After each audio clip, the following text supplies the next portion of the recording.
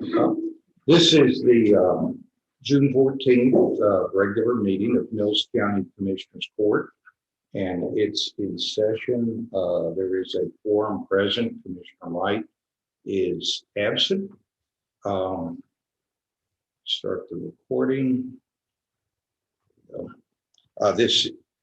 We have a published agenda. If anyone has not signed in the sheet at the back of the room, please do so. Also, anyone wishing to speak, there is a form back there that must be filled out. So with that, if you would join me in standing for the Pledge of Allegiance of the flag. I pledge allegiance to the flag of the United States of America and to the republic for which it stands, one nation, under God, indivisible, with liberty and justice for all. Commissioner Williams, would you lead us in prayer? Please bow with me. Dear Heavenly Father, bless this day that you have granted us. Father, be with us today as we do the business in Mills County. Guide us and direct us and be with us as we go through these proceedings. In Jesus' name we pray. Amen. Thank you.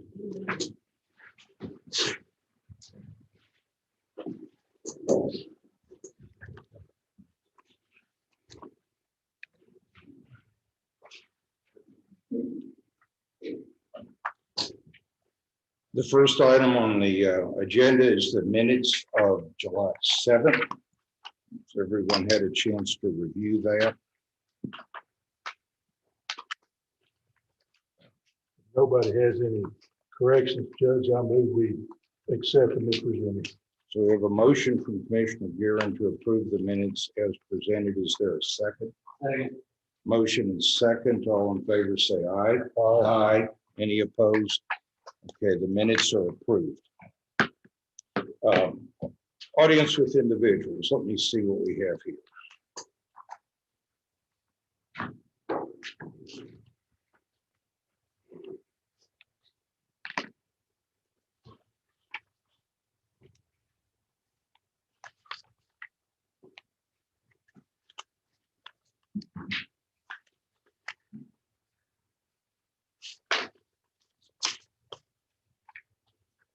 Okay, we have 5 people signed up to speak concerning, let's see.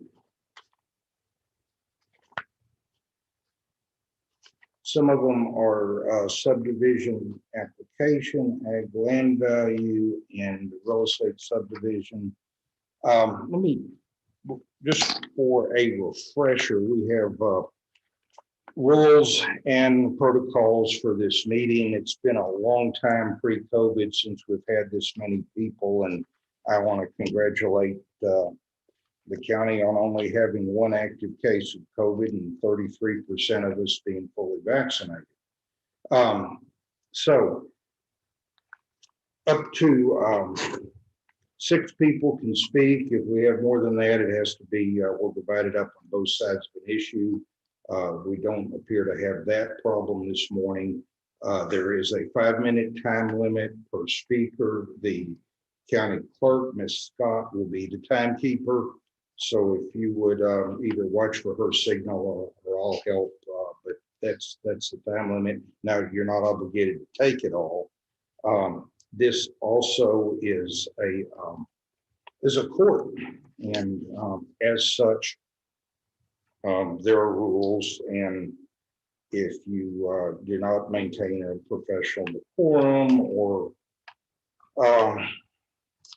you could be asked to leave, and it could go as far as contempt of court. We've never had to do that, and I don't anticipate it, but just wanted to say that. We also, in our rules, give you the choice of, if you've signed up to speak, of speaking here at the front end of the meeting, or waiting till we get to the item on the agenda. So that is your choice. I will, after I get through with my soliloquy, I'll ask each of the people that have signed up to speak which they select. Now, that being said, I want to point out that we have different items on the agenda that I'm not sure how some of them relate directly or indirectly to what's been signed up for. And I would encourage everybody to stay for the entire meeting, because what we have today on the agenda is 2 preliminary plats being submitted for approval of large subdivisions in Mills County. These approvals will be considered under the Mills County 1985 subdivision ordinance. So that's one item on the agenda. Later on the agenda, we have a discussion of a proposed new subdivision. The new rules are prospective. The 2 subdivisions we're dealing with today are under the existing rules. It is a discussion matter only, which to the court means we can talk about it among ourselves in public, but we cannot take any action on it. There is a requirement that we've met for a posted public hearing, which has to occur before any action can be taken. That was posted, it was advertised in the Eagle on June 9th. That public hearing is July 12th at 10 a.m. in this courtroom. So to the extent you've got more to say or you have other thoughts, that is where it'll be fully open to the public for a hearing. And following that, the court will be in a position to vote, amend and vote on whatever it chooses to do. So that's the protocol. Now, with that being said, let me go through this. Mr. Polk, you signed up. Do you wish to speak on the front end or when we get to the proposed new subdivision ordinance discussion? Okay. Terry Smith. Mr. Smith. Okay. Jet Johnson. Okay. Deidre Reinhardt. I'm sorry, till when? So whichever one you're asking possible. I'm not with the subdivision. Oh, okay, yeah, that's only addressed, I believe, in the new subdivision. And Lance Enderman. I'll speak now. Okay, Mr. Enderman, you've got 5 minutes, and I would like for you, if you don't mind, to use this microphone. We're picked up a bit of a YouTube audience, so this will make sure everybody can hear you.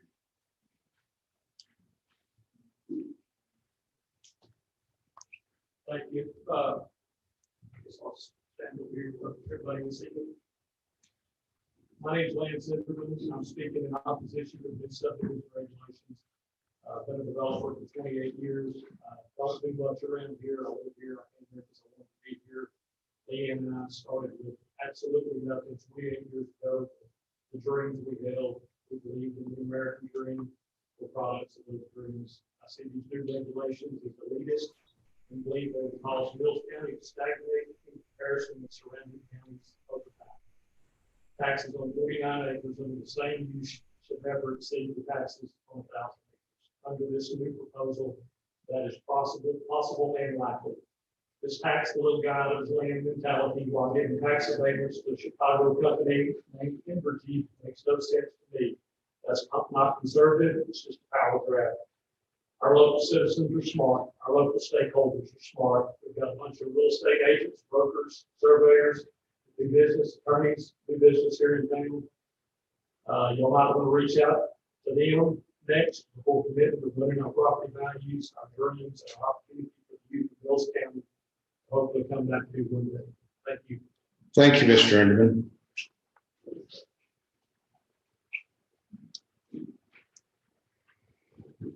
Okay.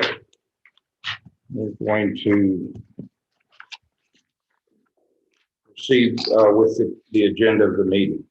The next item on the agenda is the consent agenda consisting of the monthly departmental reports of the county. I'll briefly step the commissioners through it. All the material was in your package. It was distributed Friday. We have the monthly treasurer's report, which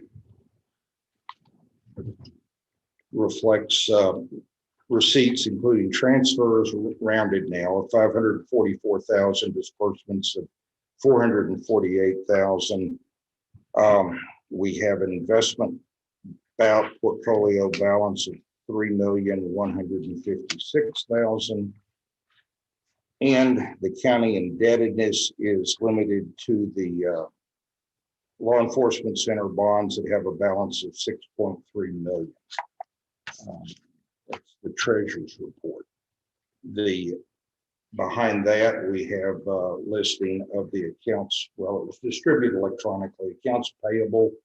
Any questions on that for department heads or the treasurer?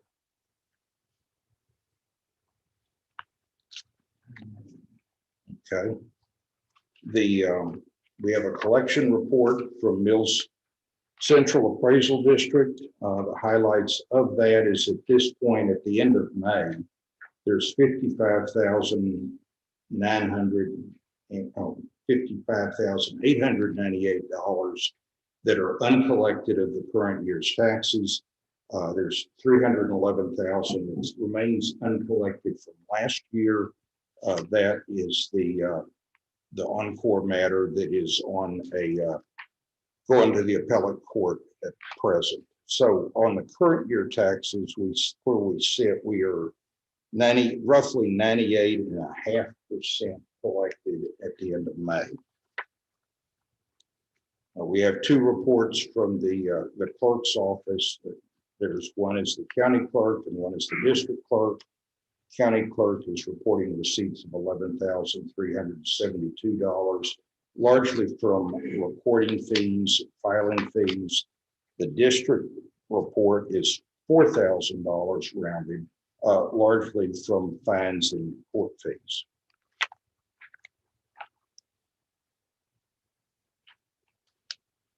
The tax assessor collector report, that's vehicle registration, did not make it into this package, so that report will be on next month's agenda, We have the county extension agent report. You can see the mileage on the front page, 265 miles, largely a fertilizer program, a conference, and then his upcoming schedule events and landowner activity. The sheriff's office report showing total calls of 343 for the month, which from memory is up from the prior month. This is May now.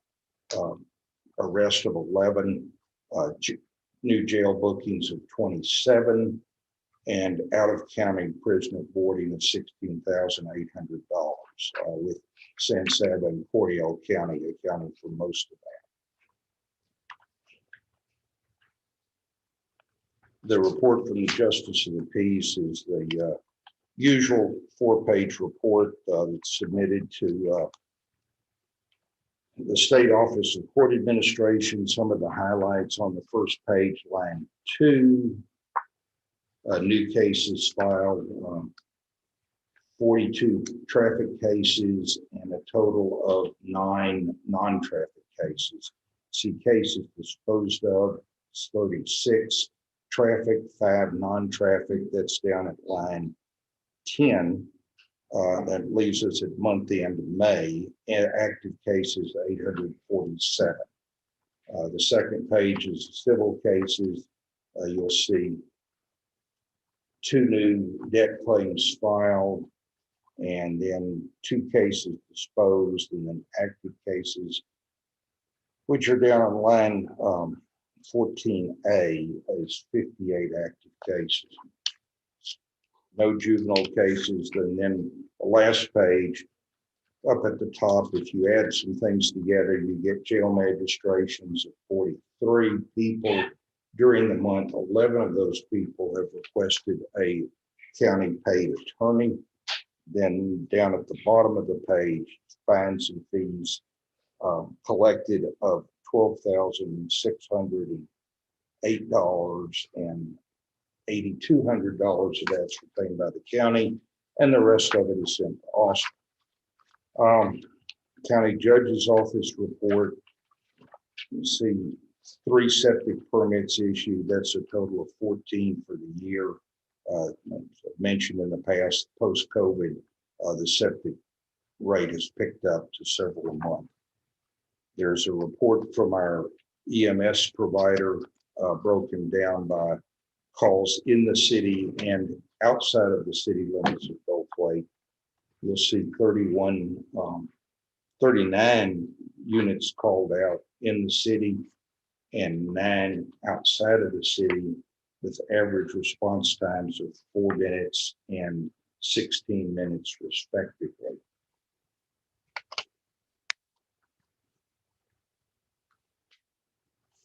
The last item is the Veteran Service Officer report. It's a multi-page report. The key is on the totals anyway are on the last page. Craig Wright assisted 24 veterans, spent 56 hours doing it. And you'll see in the 3 pages the detail of what he's done with each of the veterans, all of which are anonymous on the report. Are there any questions on the consent agenda? Otherwise, entertain a motion to approve the consent agenda. Make a motion to approve this consent. I'll second Okay, we have a motion and a second. Any discussion? All in favor say aye. it. Any opposed? Okay, that is approved. Action agenda number 4, consider an act on the donation for the senior center in the amount of $562 from the 2021 graduating class. So if you remember, we made that requirement several years ago, anything 250, anything over 250 has come forward. Well, the seniors are currently donating $562.37 to the Mills County Senior Center. I make a motion that we accept the donation. We have a motion and a second. All in favor say aye. Aye. We've accepted that donation. Now we have a couple of pieces of equipment to deal with from the clerk's office. 2 items that will be designated surplus, which will then be sold: a LaserJet printer and a shredder. Sure Ms. Scott will willing to address that if there are any questions.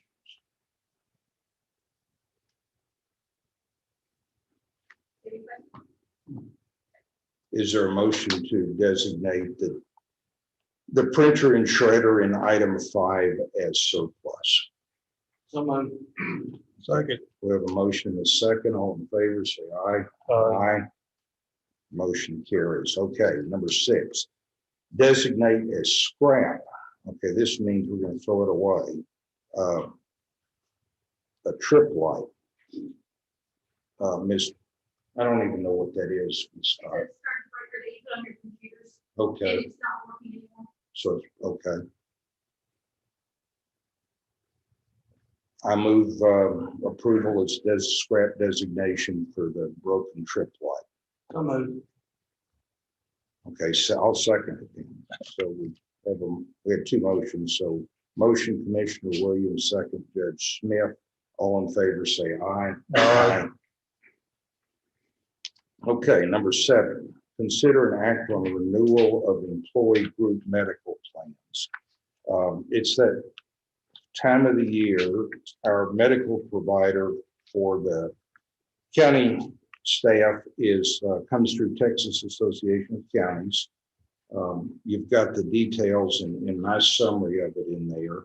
The county pays or will pay $455,892 is the county's cost of the group medical coverage. That's an increase of $19,600 over the current year. We are required by TAC to accept or designate our new plan coverage by June 30. So this is coming in ahead of our budget cycle, but it's a June 30 deadline from TAC. It requires Commissioner's Court approval on the plan. This insurance costs the county $10,361 per covered employee. So that's how much an employee costs in addition to payroll tax, other expenses, and their actual pay. My recommendation to the court would be that the county effectively absorb the cost of the increase, but do it in a way that's a fundamental, although small change in the approach to employee medical coverage. Specifically, I propose to keep the coverage levels the same. And just to refresh the court, there is an employee copay of $25 and deductibles of $750 per employee and $1,000 per household. But the county would pass the increase in the medical costs to the employee. This is approximately $446 a year. Currently, the county pays 100% of the employee cost. Under what I'm proposing, we would pay 95.7%. Now, going on, I propose that in the budget process, we'll increase each employee's pay by approximately $446 a year, or for the hourly employees, that's 24 cents an hour rounded, which effectively offsets the cost increase. So net, the employees are where they are, the county is where it is, but we've changed a fundamental design in the plan. Now, the approval on the increase to the employees and the salaries and the elected officials is going to have to come later through the budget process. Did they say why it went up so much? Yes, but just generally, and they're saying it's based on our experience. We have a report that doesn't show names, but lists I forget the top 5 expenses in the county, and we had some covered employees that had expenses in excess of $15,000. Toby come into play on this? I mean, there's no way to tell from reading the reports. I'm not personally aware of any employees that had long-term COVID-related hospitalizations, and I don't know that I could say it if it was.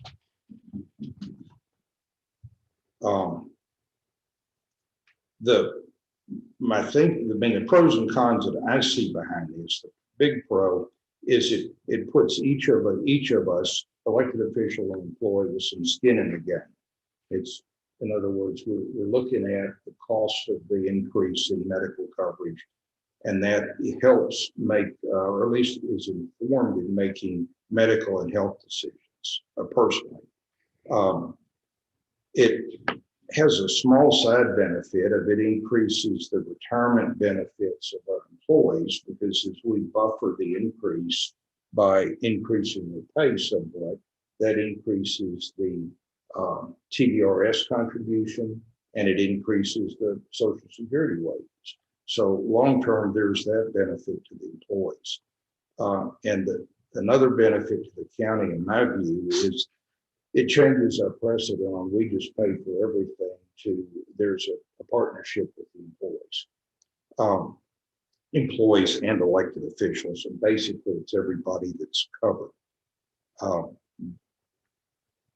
Sorry, I got something in my eye though.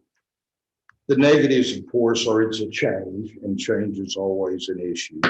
And it's a slight increase in cost to the county, even though we're reimbursing 100% of the cost of the employee, with the cost of the payroll, additional Social Security tax and retirement benefits, it actually increases the cost of the county by about $4,000 to make this change. So what I've covered probably long-windedly is we have a cost increase coming from TAC. They have proposed some plan design changes, which you see were to reduce the cost increase by cutting down the deductibles or the co-pays of the employee. That's an option. We do have June 30 to deal with this. We could consider it, table it, and put it on the agenda for June 28th. But we could also put this to bed today. And my recommendation would be to sign up for the same plan we have now. The sign up has to show who pays what, but to show it basically a 95% split with the employees, and then deal with the compensation changes in the budget in July. Judge, I believe we table it to the 28th. We will have more time to discuss it, look at the pros and cons of each side. Should we consider asking our employees what they think about it, or we just kind of do a little survey, or? Well, I mean, you're welcome to. I mean, I think I could tell you. You're not gonna. Yeah, I mean, it's human nature. If I have a choice of paying my taxes or having somebody else pay them, I'm going to have somebody else pay them. But I think what you'll see in most businesses and even nonprofits is having some participation just for awareness and health management purposes. And doing it this way avoids it being a direct, an out-of-pocket cost for the employee while we make that change. And it has some small additional retirement benefits for employees. I think this is a better approach than looking at cutting back co-pays and coverages. Correct. I would say that it needs to be bounced off of the employees. And Man, do you have a concern? Well, I mean, you got majority of the I see, employees. of course, talk about this, I guess there was much like argument coming out. That's one of the selling factors is the benefits when we took hiring anybody at the sheriff's office. I think all the employees of the county need to be informed, and there needs to be some sort of detailed sheet or number showing what is what versus just, because I had no idea this was coming. And I've got, what, 3 other things right there? So if I tell them like, hey, we pay 90% or whatever the percentage is, you're gonna have to pay the other. When everybody else around us is paying 100%. There again, I think we need to give the employees the information. I'll second Jed's motion. Okay, we have a motion and a second to table till the June 28th agenda. I'd remind the court that we have a June 30 deadline to turn something in to our period. Oh, so we have a motion and a second. Any further discussion? All in favor, say aye. Aye. Okay, opposed? No. So we'll table that till June 28th.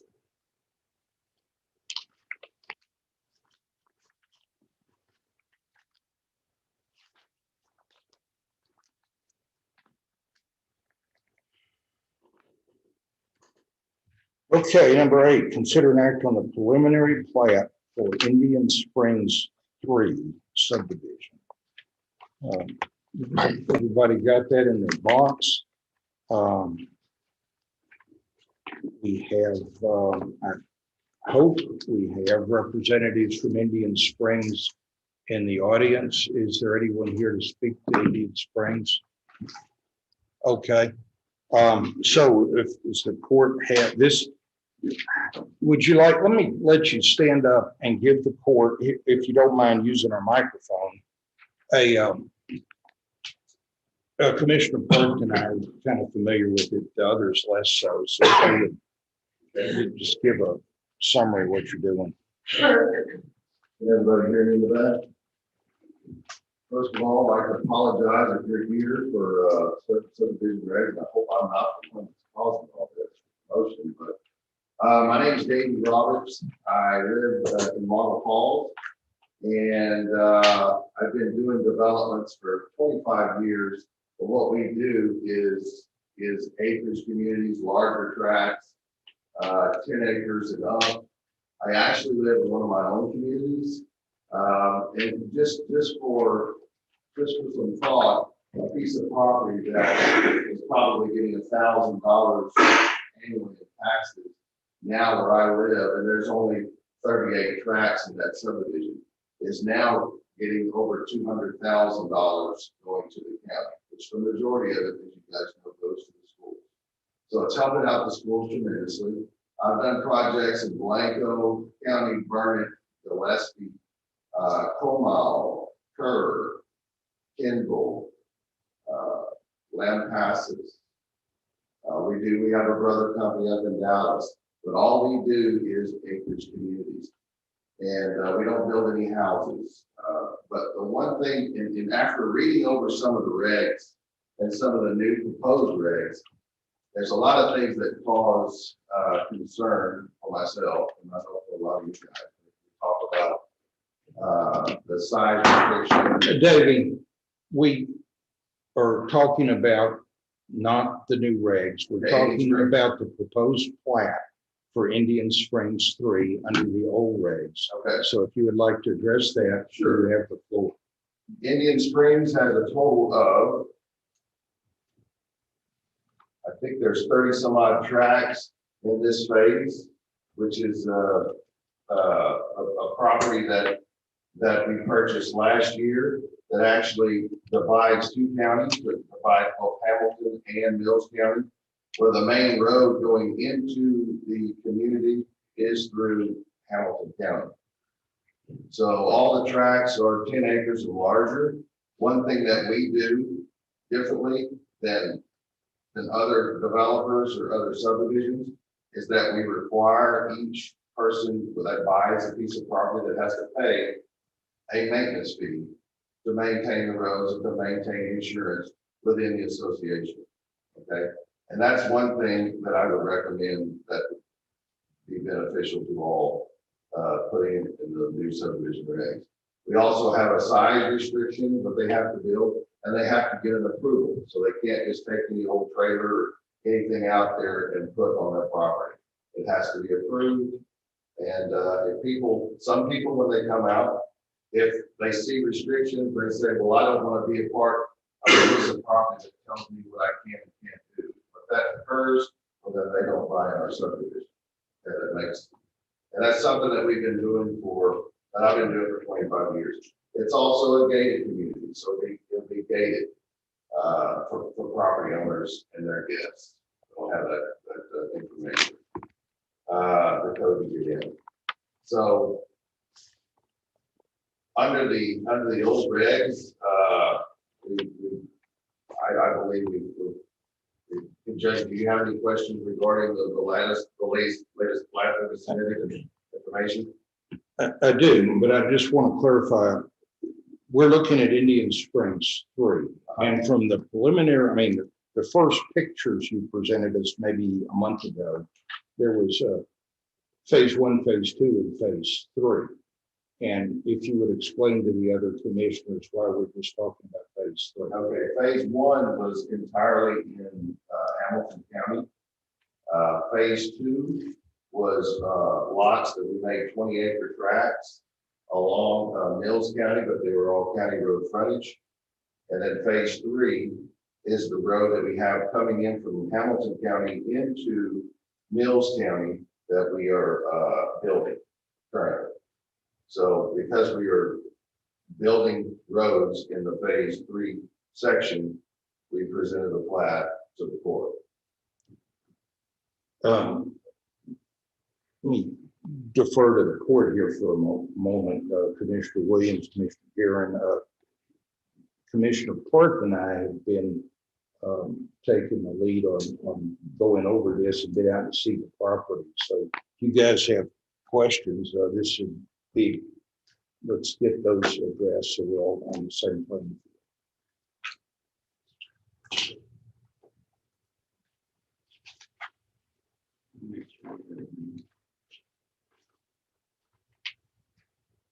So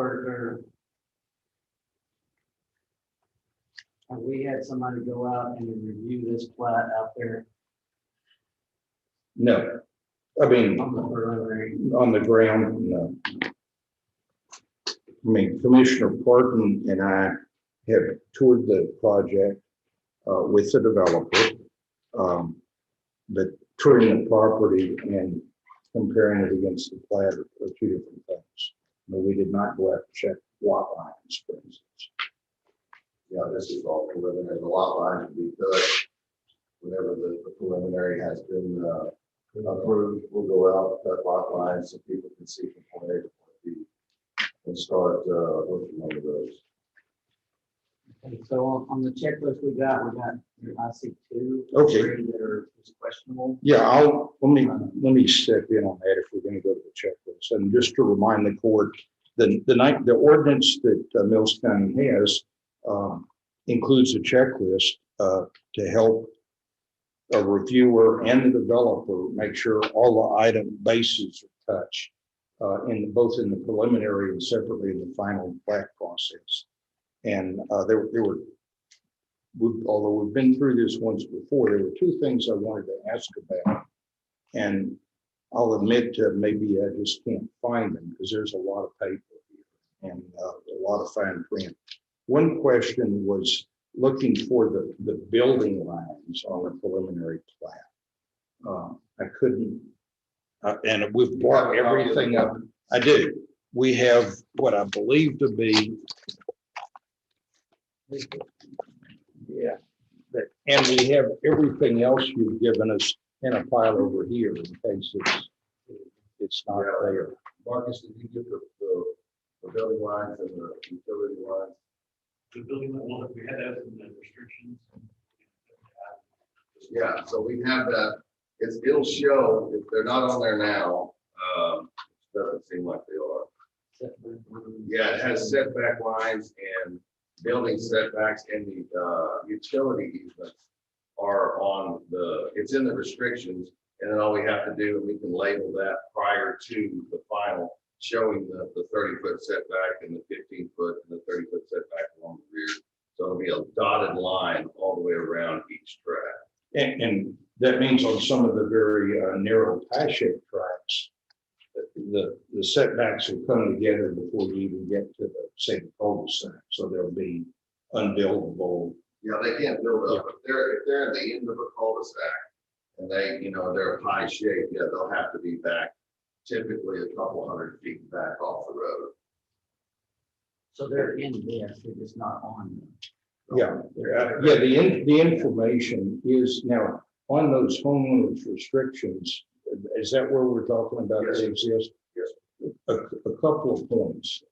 Number one is I think those restrictions, if you read them at the top, are for Indian Springs 1 and Indian Springs 2. So we'd have to have one for Indian Springs 3. That's what we're dealing with. And the second thing on the line on the homeowners restrictions, and it's a wonderful idea that the homeowners are responsible for maintaining the private roads, the gates, the amenities, and can be assessed to do it. But I'll point out that the restrictions can be amended. And that's why it's valuable to have this stuff on the plat. And if you read through the homeowners restrictions, the developer has, I'd say, effective control of the homeowners association until all the lots are sold, or I think there's a 15-year period in there. So those can be changed, but that's the value of having, for instance, the setbacks on the plat. We'll make sure that it gets done prior to the final. And I agree with you. What happens is whenever we sell out a project, usually within 2 months, we turn over the entire subdivision to the property owners. So each one of our subdivisions are currently run by property owners. I'm actually the vice president of my association.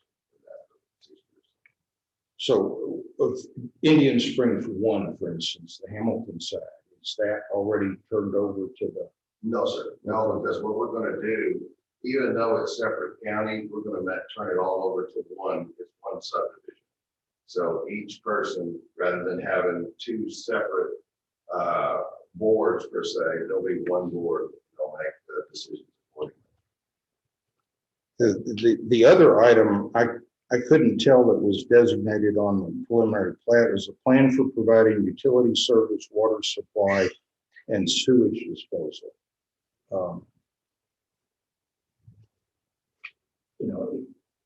In some of the cover information and maybe in the footnotes, it talks about everything is well and septic. Yes, It doesn't, it says, then you've got to deal with electricity and phone.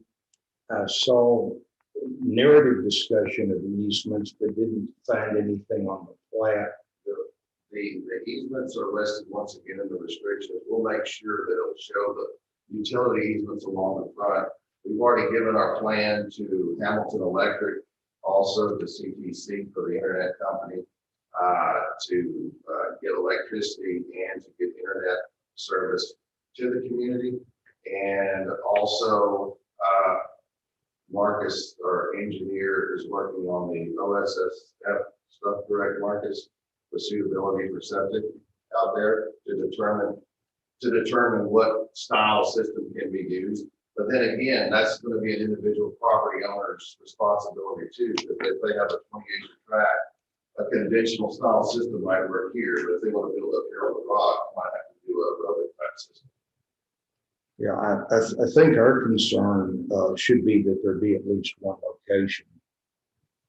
But how do you determine that location on a 20-acre tract? Well, I guess the concern would be if the engineer determines there's none. Well, the size of these tracks and the way that we follow the road along the ridge line, like you saw, I think there's ample opportunity for people to build anywhere on those tracks. You showed us one well that you drilled when we drove through there. How many gallons per minute was that night? I think that well was, do you call that? 8. We drilled multiple wells in McMills and in Hamilton County, and they range anywhere from 8 to 25 gallons a minute, if I recall correctly. And then we have some property owners. Where I live, I have a well, and I have a 31,000 gallon storage tank rainwater collection system. So my entire house is based off of rainwater. So, and there are people that have bought that want to do the same. They want to build a barn, they want to build a small house, and they want to use rainwater collection system as well. So I think, but I do think that having that provision put in the new subdivision ordinance regulations is a good thing. I think you need to do a groundwater availability test that each person would have to abide by in order to get an approval. Because there have been multiple projects that have gone out and drilled wells, and I've got any water if we backed out of those projects.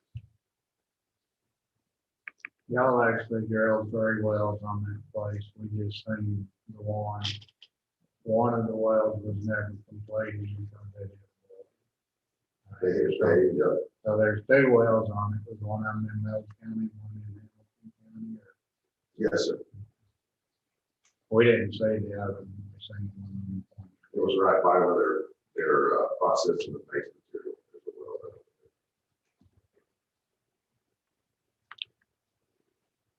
Mr. Hale, do you have any input? Well, I guess my own is, and I haven't reviewed the plan to, I guess my only input would be, in my opinion, the action of the Commissioners Board is basically ministerial in that looking at the plat that has been approved to see whether or not that plat complies with the existing regulations of the county. Either it does or it doesn't. If it does comply, it needs to be approved. If it doesn't comply, the court could grant some sort of a variance if there's a good reason for that. But in my opinion, that's the function of the Commissioners Board. You don't vote for it or against it because you like the subdivision, you don't like the subdivision. Either it complies or it doesn't. So that gets right down to the basic issue. Well, what we have here is a plat that shows on its face all the things that are required under our ordinance, except for the 2 things that we've discussed, the setback lines and the utilities, which are addressed narratively in different places, but not on the plat. So based on the county's attorney input, our choices would be to decline to accept the plat, the preliminary plat as being incomplete, or accept it with variances for those matters. And have I stated it correctly, Mr. Hale? I believe that's correct. I make a motion to accept the plat with, the variance of him correcting that on the plat with a blind door. And let me add one more thing. It's been represented that this is a preliminary. Yes. Preliminary plat. I mean, I'm not sure where we are as far as the actual approval. Plat preliminary meeting, not plat. So So I need to say preliminary plat. maybe it should be tabled for discussion later on when we have the real plat. We've done it before where if there's little things like that, or the name was misspelled rather than not this. Yes, sir. Yeah, we'll make sure that we change that to phase 3 and then make sure that it shows exactly like the judge was stating that you get your preliminary plat approved. And then there's some items that might need to be changed, but the final plat, everything is completed exactly correct. Yes, sir. That's what You're okay with that? I'm okay with, if we get a preliminary plat approval today and making sure, work with the judge and the commission, making sure that every I is dotted and T is crossed prior to the final.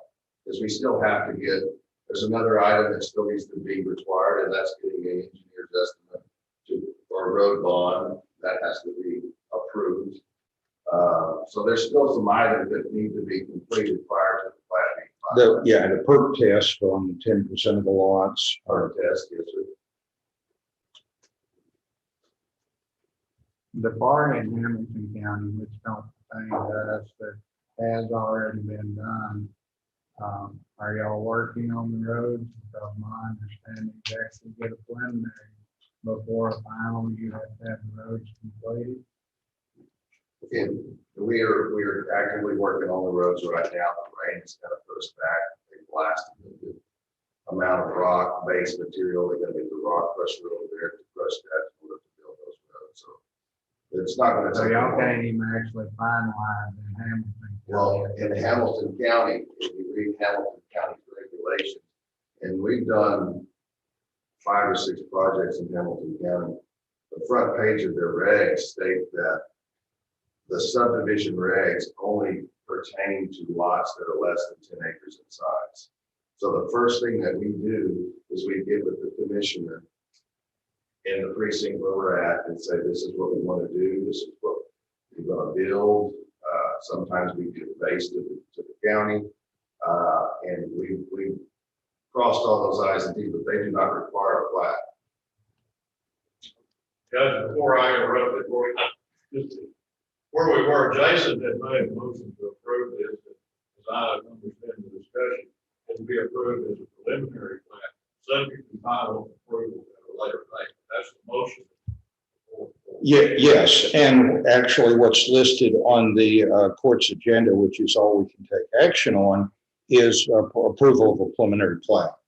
So, Mr. Williams, if you would like, Commissioner Williams, if you'd like to restate your motion, or I'll restate it for you.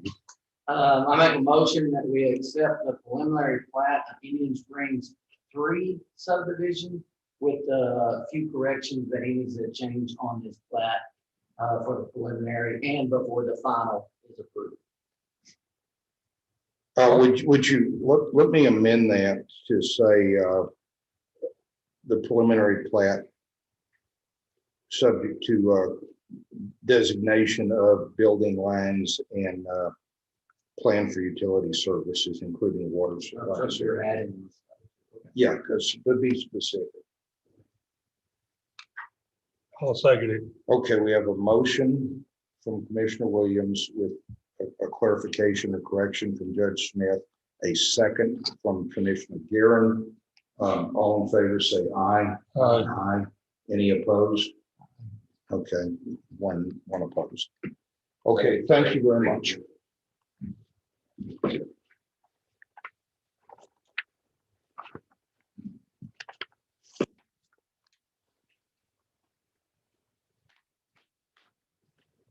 Okay, number 9 on the agenda is consider an act on preliminary plat for Rolling Oaks Ranch subdivision. Who do we have to speak to that?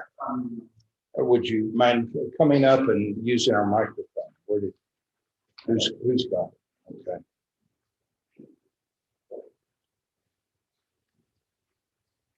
And since you and I have discussed it with Commissioner Williams, with Commissioner Wright, who's not here, you would just start with an overview of what you're doing for the board. Thank you very much, Tony. My name is John Eric Steffen. I'm here representing the Rolling Oaks Ranch subdivision, which is a 2,800 acre property in the southern part of Mills County. We've got the preliminary plat to submit today for approval. It will be similar to the previous plat that you reviewed, 10 acres and larger tracts, gated and private. Those will be maintained by POA. The difference in our project is that we have secured a commitment for 140 water taps works. So we will be providing utilities. We have the approval from Hamilton Electric, and we're working on the balance of those items to round out the final plat.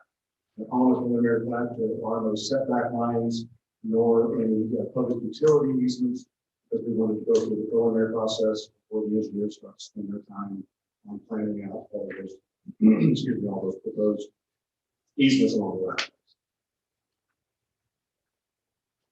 Any specific questions?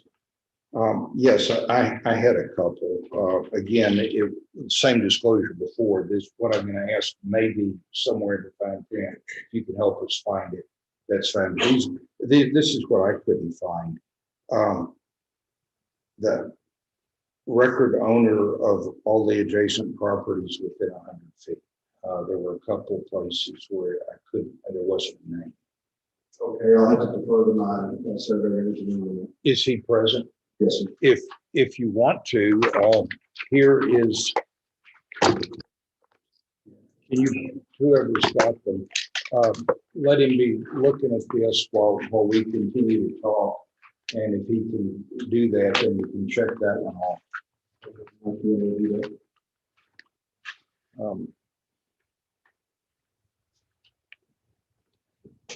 You might get permission to use one end of the clerk's table or something. Okay, that was one of my questions.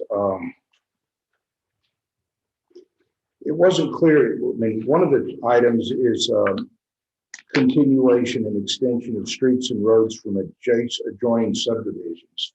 I noticed there was at least one adjacent property that was designated as a subdivision, but I couldn't tell if there were roads in that needed to be continued.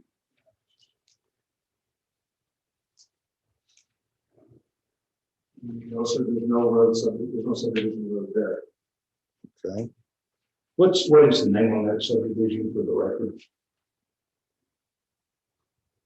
Running Deer Ranch. Okay, thank you. Mr. Hale, off the top of your head, since you know all the plat records of the county, does that ring any bells? Running Deer Ranch, are you familiar with that subdivision? Yes, I'm familiar with it. Part of it and closed real estate transaction. Bobby owns the ranch. That I can't put it on memories. Okay. I'm aware of the subdivision. Okay. Down here. Live on the highway. Is that where we are? Or it's not on the highway? Yeah. Yeah, this is on both sides of 183, probably 10 miles or so south of town. Runs from roughly 315 on the east side to County Road 4 something on the west side.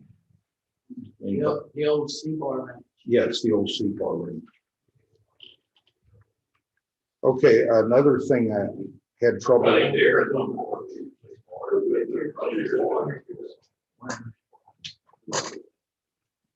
I'm sorry, Mr. Hale, I didn't hear that.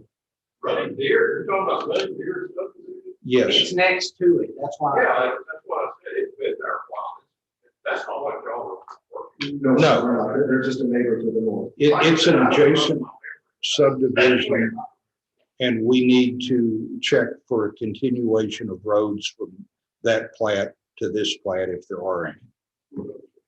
We'll double check that, Okay, but my recollection is that there are no roads that terminate our boundary line. okay.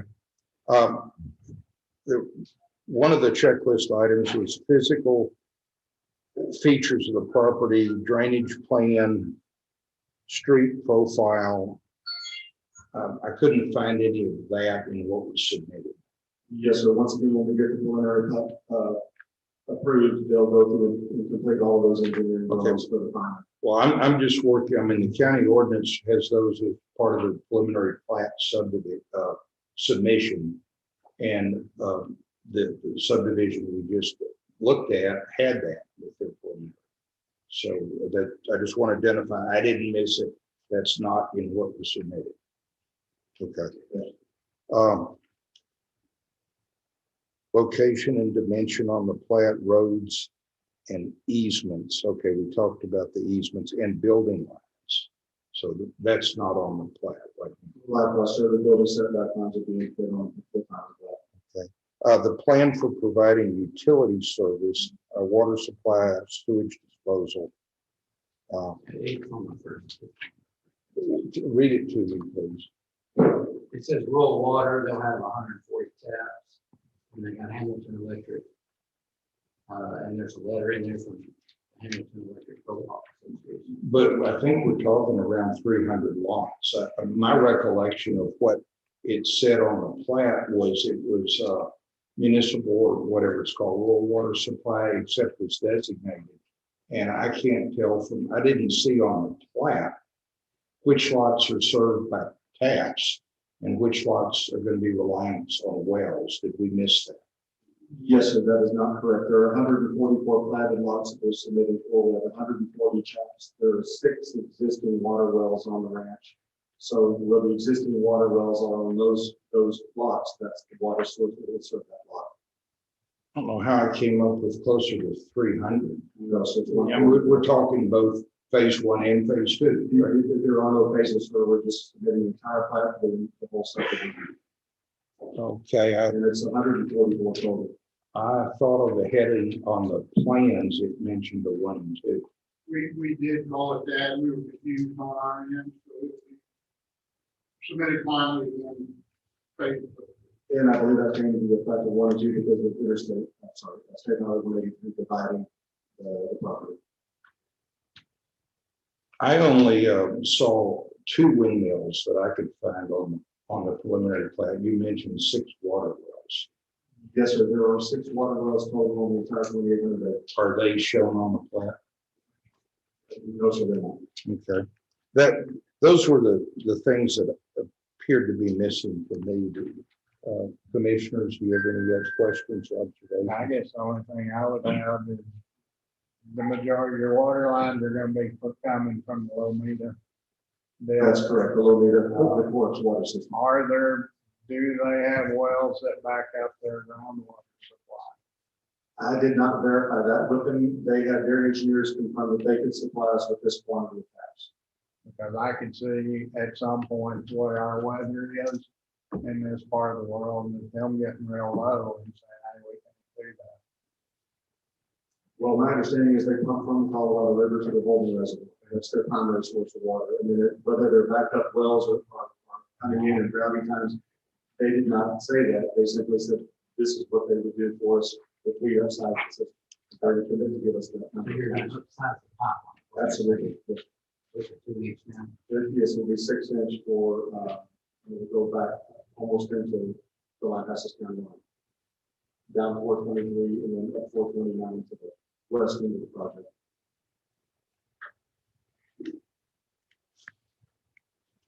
Any other questions?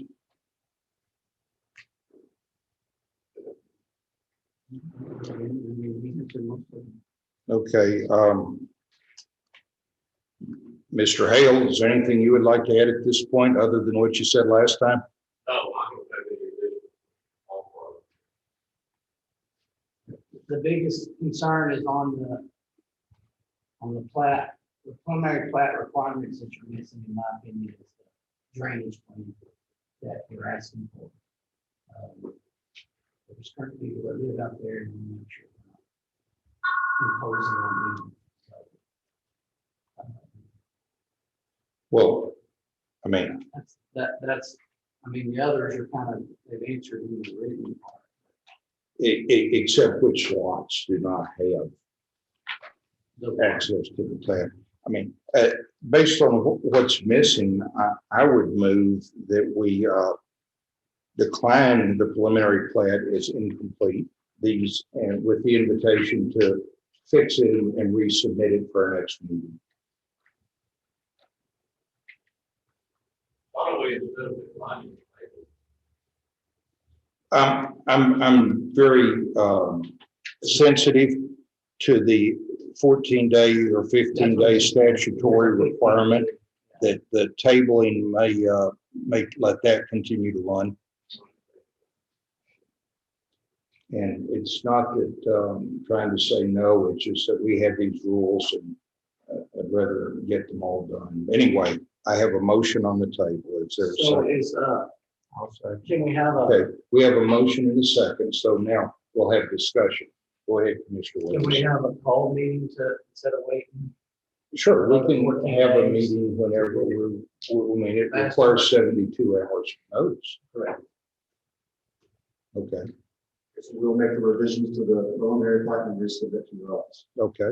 So we have a motion and a second to decline the preliminary. Is all in favor, say aye. Aye. Any opposed? Okay. Thank you very much.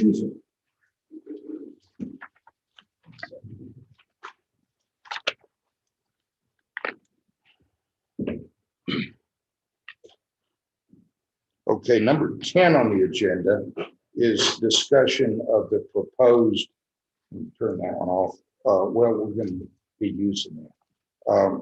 Proposed subdivision ordinance. So we have a number of people that have signed up to speak. As a, again, reminder, 5 minutes. Please use the microphone so we have it on the record. I'm just picking these up, whatever orders on top. Kirk Falk, who's got, yeah.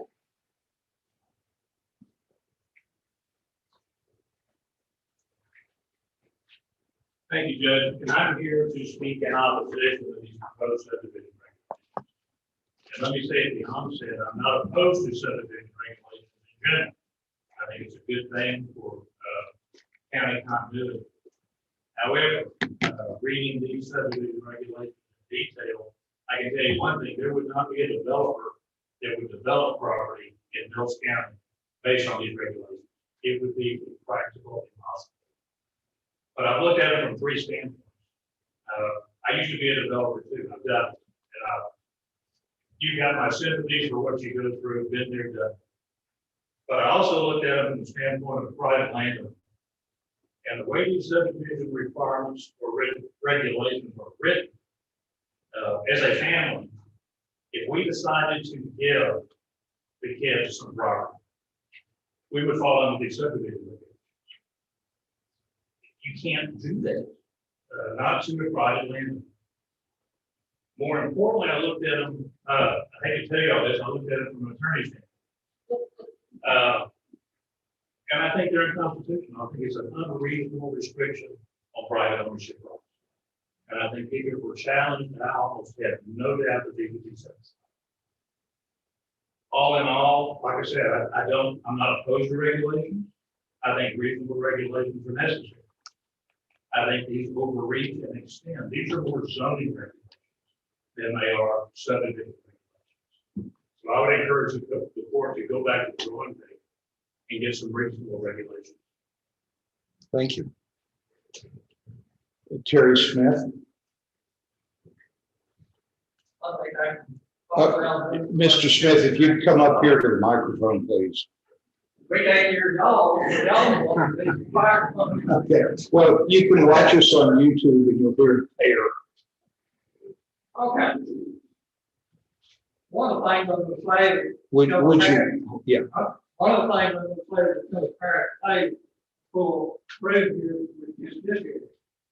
Y'all are supposed to do a subdivision hearing to hold it July the 12th at 10:80 here in the Commissioner's Court. As these regulations potentially will negatively affect every landowner in Mills County, I'm asking that the Commissioner's Court reconsider and agree to hold a public meeting in the late evening, maybe 6 or 6:30 in the evening, where more people will be able to come and express their concerns and ask questions.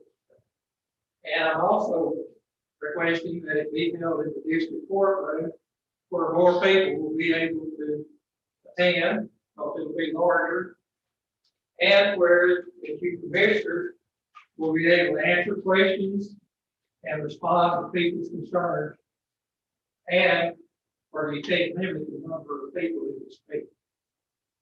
And also, I'm requesting that you publish in the Goldway Eagle newspaper the complete unabridged proposed subdivision regulations and the speaking impact assessment at least 2 weeks before the public meeting. Thank you.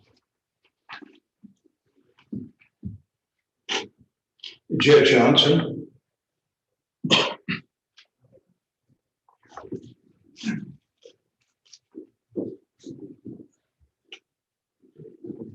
Sanitizer.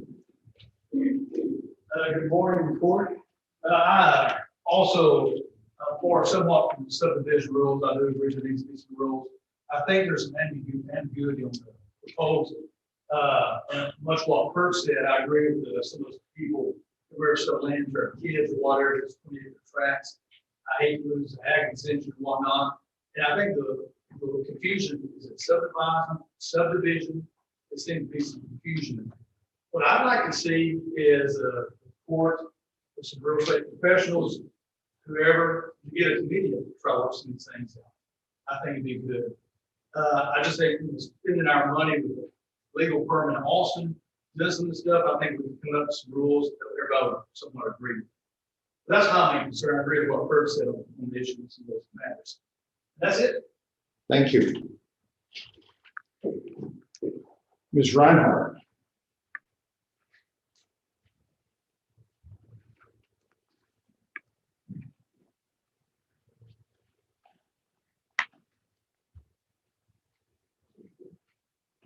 My name's Steve Reiner, and I'm always up on all of these guidelines and things that are coming up, because everybody gets already spoken. My understanding was that there's going to be some changes made in ag extensions, and they're not going to be allowed on under 50 acres or under 10 acres. And I have a concern with that. I have land out in the rural area, but I also have a small 4 acres here on the edge of town.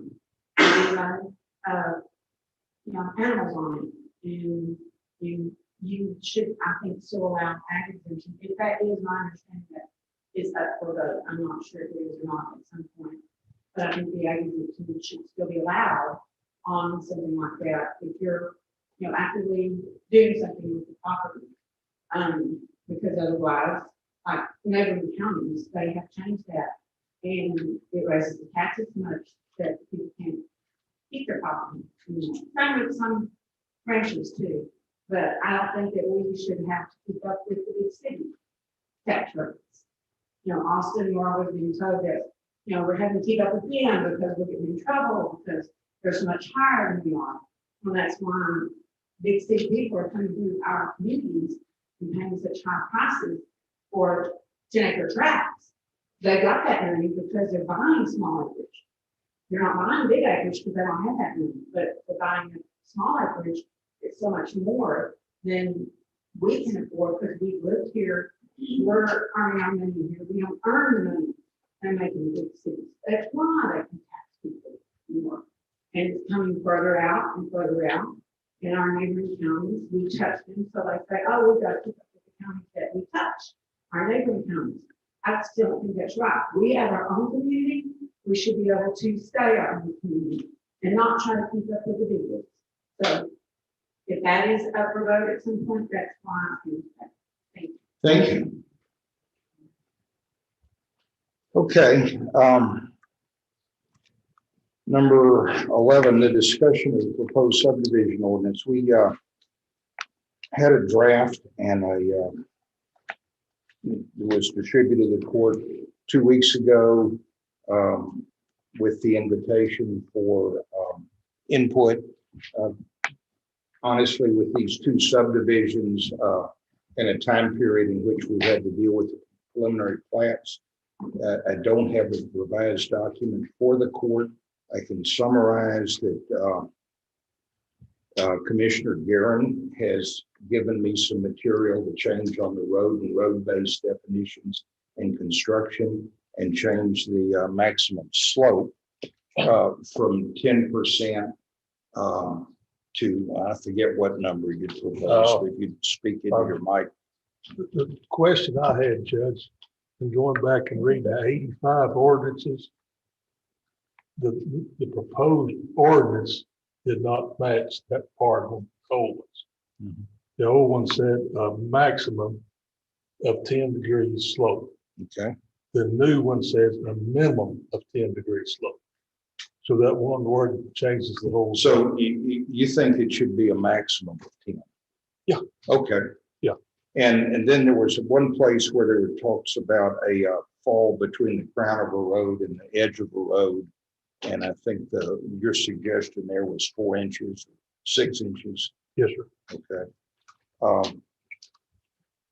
I've had a number of comments, I think, from Commissioner Williams over the livestock issue.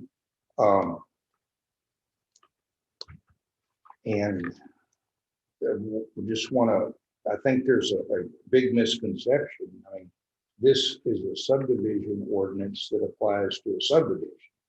The definition of a subdivision at a high level is the division of one piece of property into 2 or more pieces of property. But then under the state code, which is referenced, there is a laundry list of exceptions, including bequest under a will within the family, adjustments with neighbors, condemnation, and the one that's been kicked around a lot in here today, everybody having their own frontage on a county road. What makes things a subdivision is when they're interior amenities, which generally means construction of interior roads. That's what has these 2 preliminary plats that we looked at today before the court is, as they pointed out to Commissioner Barton, they're not platting the lots that are on the county road, but the ones behind it where there's loops and cul-de-sacs and gates, that's what makes a subdivision. Judge, in the draft, in your proposed regulations, don't say. This is not a discussion. We believe the regulations only apply to subdivisions as defined. So that's where we're going with it. And if that's a conception in the community, we'll work to put it out and review it with our council. So what I would encourage at this point would be the redlining is getting kind of intense. It's you start to keep up with all this paper. So if you've got changes you think should be made in the next draft, please physically mark it on the document and get it back to Jackie Brooks or myself, and we will turn it in a red line and recirculate it to everybody. So one of for them, next I don't meeting. know what page it is, 4, 5. Yeah, we need to number the pages, so that's, It says each platted lot must be a minimum or larger than 10 acres. Can we require that on all? I mean, that would look like to me that would fall under the developer. not Well, us, or all I can say is, we've got the attorney looking at this, and so let's not practice law here from the bench. Let's get out our professionals to weigh in on that. The question I have is, I think Clint kind of alluded to this in the last commissioner's court. I mean, in here it says who's going to enforce all this, but some of this is it doesn't. I'm not following, because it says we have to have our county surveyor. We don't have a county surveyor to inspect that. So, and that's actually in old plat too, so I don't know how. So what were you thinking when you approved that old plat? Not Okay, so, and then it says the commissioners will be in charge of making sure everything's Yeah. correct in the final plat. Well, some of that I'm not gonna be qualified to do, to make those requirements. Professional engineer. And then, the professional engineer that it says in there, and then it says the, one sentence is professional engineer, and the other sentence is a surveyor. And so, I mean, Gerald, maybe you can help me, is there a difference between them, are they both the same? Can they be? There is a difference between an engineer and a surveyor. Mr. Hale and I have discussed, again, in Don King, who is the county surveyor in Brown County, which is an elected office. I've talked to Mr. King. It's going to take an interlocal agreement and cooperation between two counties, but he is open to doing this for Mills County. With the cost of it being pushed back to the developer, just as the ordinance states the engineering cost would. That is something we need to deal with.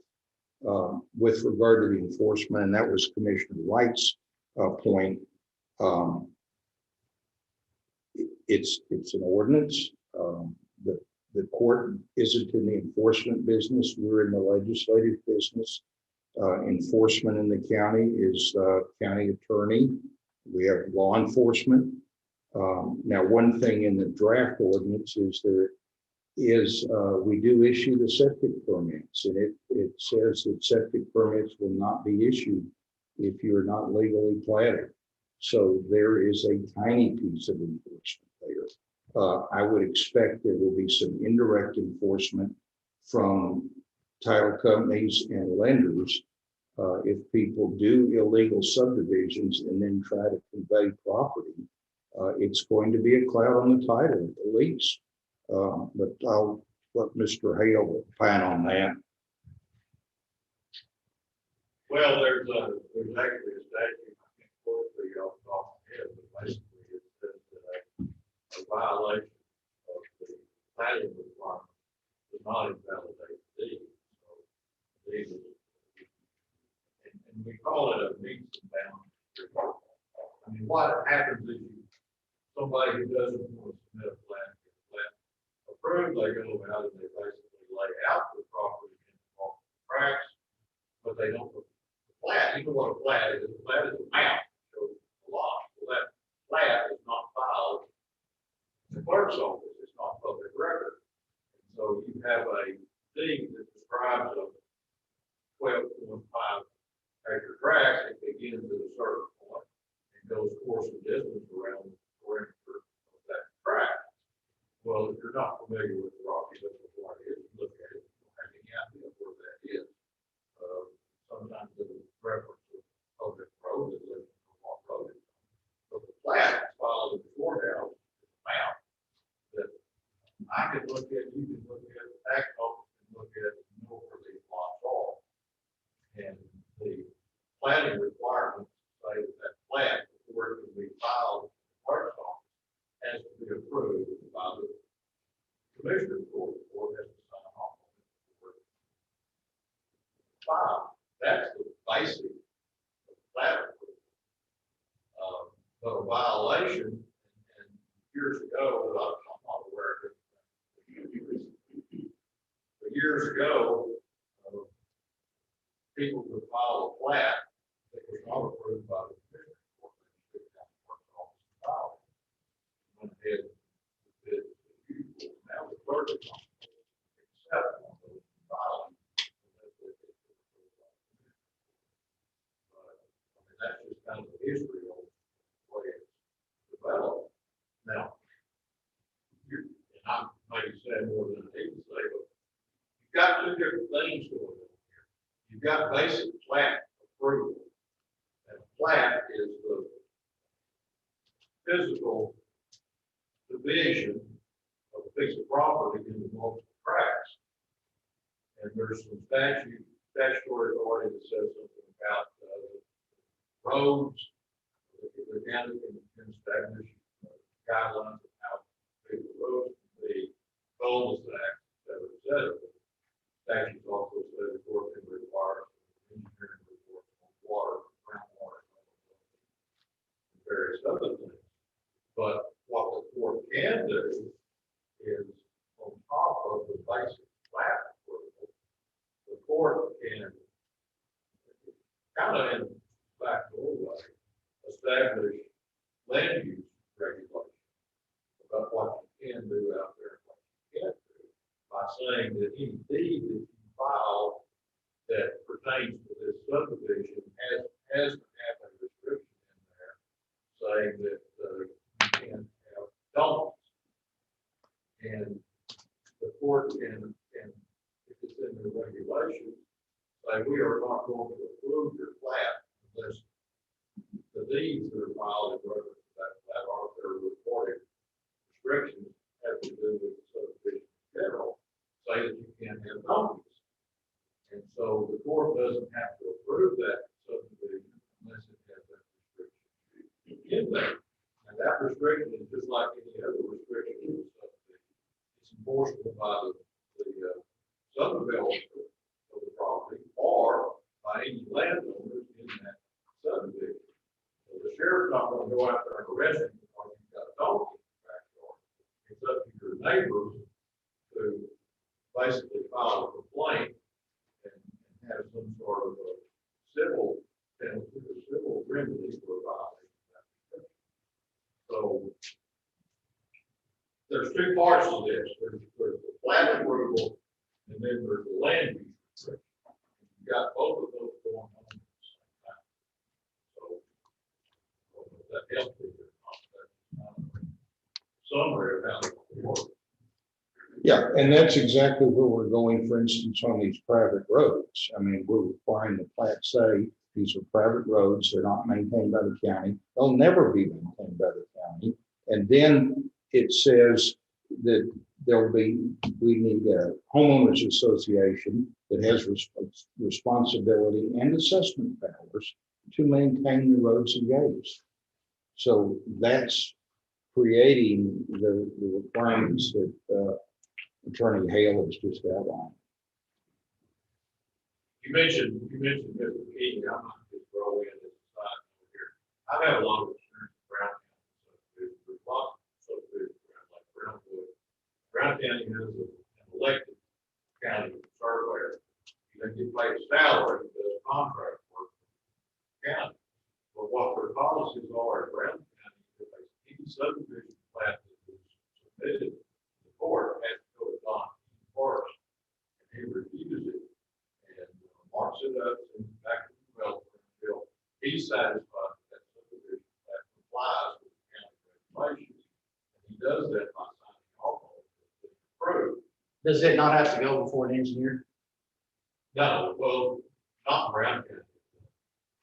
But once he signs off on that, the court knows that he has gone over with the regulations.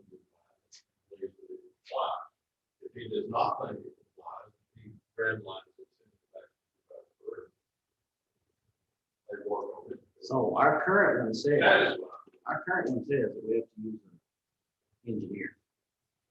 We haven't had a county surveyor, Bills County, since Mr. Long, back in late 50s. We did have a county surveyor. Yeah, I mean, it's just one more reason we need to work on that 85 ordinance. Is there things in it's what we have now. That's the rules of the county. Well, So we need to change it, amend it, do something. my opinion is the stricter we make this, the more administrative costs is probably going to be involved in this. Well, I think Checking it out. as you can tell today, we spent a lot of time going through this plat. And what you're not seeing is all the time that was spent before today going through these checklists and having an arrangement, whether it's a third-party engineer or a Brown County surveyor or both, to take that screening process away from the court. And so the time we get the document, professionals have been through it and say, yes, this meets, this does everything right. then it's an easier, more streamlined decision. That's not necessarily a cost to the county. Our regulations say, both current and prospective, that I believe they do, that's a cost to the developer. So if he wants to do all this stuff, he's got to pay for the engineer and the surveyor to do it. One thing I do want to point out on the proposed regulations is those are largely based on proposed regulations in Lampasas County.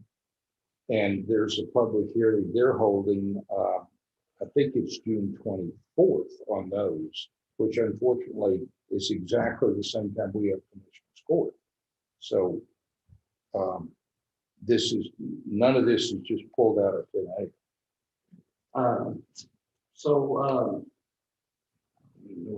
There's a couple, it talks about how much they're filing fees and different things. How did we come up with those figures? You know, is that we took from others, or I believe they're either from the old ordinance or from the Lampasas ordinance.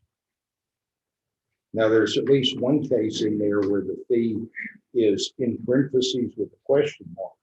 That one isn't out of the air number that we just need to figure out. Man, I don't want to leave it blank because everybody needs to know that needs to be a number. But who knows what? I don't have a recommendation. that's one of the numbers I was concerned. Yeah. That seems awful high. Well, Me, but I don't. yeah.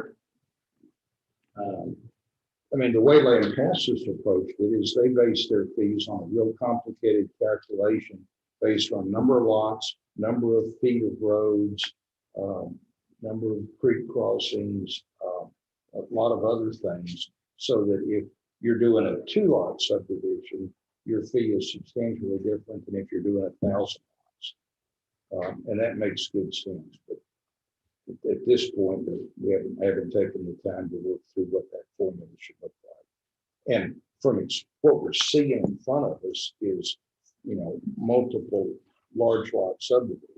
So I can't see any reason somebody would want to do this for 2-lot subdivision. And I guess to get what everybody's concerned about, the opening room on the 50 acres being captured on taxes and all that, and ag value and all that. I agree 50 acres is too much. The appraisal district has it listed as maybe Cody said, can help me, or Karen can help me with. It's a unit is like 15 acres. An animal unit. An animal unit. So maybe it should be going down to. Well, first of all, this isn't saying if you're under 50 acres in Mills County, you can't be ag. This is saying if we get a plat, one of these things, it is interior streets, and the lots are under some size, they can't be ag. For tax, they can't be designated as ag. And if you look at, for instance, the 2 subdivisions that have been presented to us, both of those plats on the face say they are residential subdivisions. Both, if you read the proposed homeowners association, it's either says no livestock except for kids projects, or, you know, only this.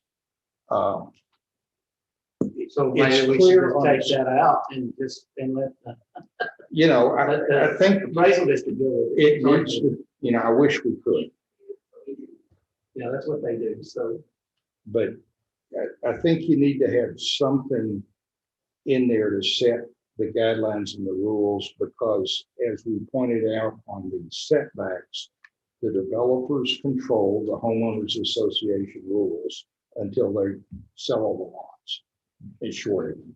So they could say, you know, if they have a buyer that says, oh, I got a problem with, you know, no livestock except 4-H projects, they could have a vote of themselves to amend the rules. And if we've relied totally on the rules, we're out of the picture. You know, this has been painted as how much good it does to the county. Yet they tell us most people don't build houses. If you take this, you know, 1,000, 2,000 acre ranch that people were ranching and buying feed and buying ranch supplies utilized and selling livestock. You take that out of production, you fence it, you make it into a bunch of lots, you sell it over the internet to people from out of town who come out here every now and then. And if they're still getting ag treatment, you've got, hundreds of more people. You've got more people interacting with law enforcement, more people in the jail, more people up and down the roads, and no more revenue and no more voters. I mean, it's just this, nobody goes out to go say, I want to be in the ag business. I want to raise cows. And so I'm going to go buy 10 acres and pay $15,000 an acre. I mean, that's just illogical, does not follow.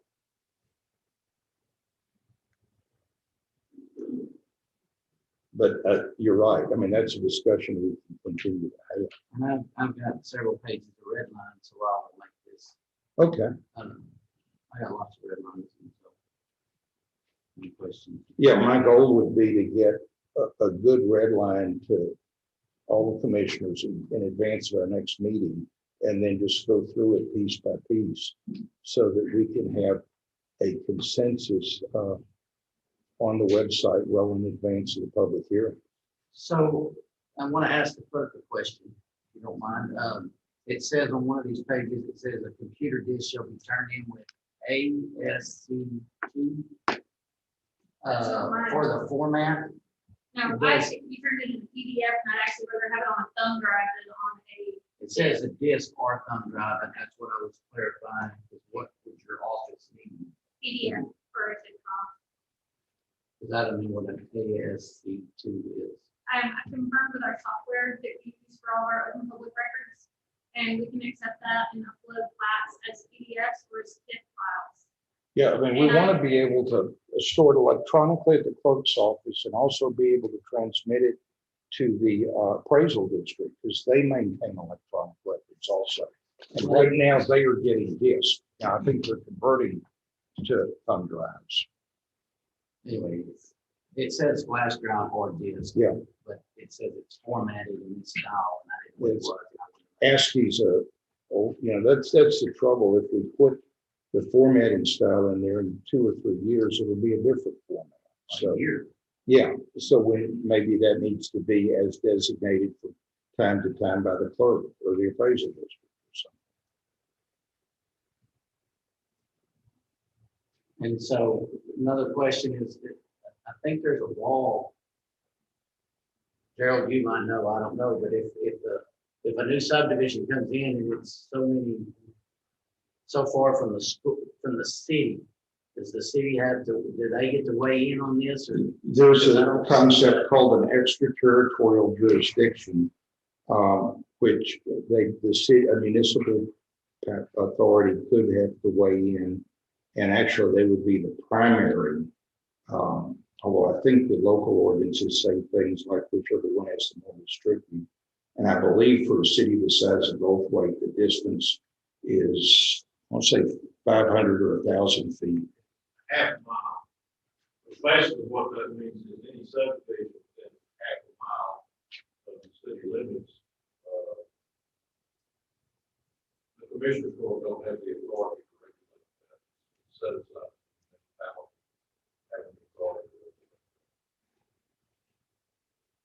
All of the subdivision provisions in local government goes to the Clyde County Court, say it is not subject to municipal regulation. That extra territorial jurisdiction limit goes up with the size of the city. Goldthwaite is the smallest one, which is half a mile. So anything within half a mile of city limits can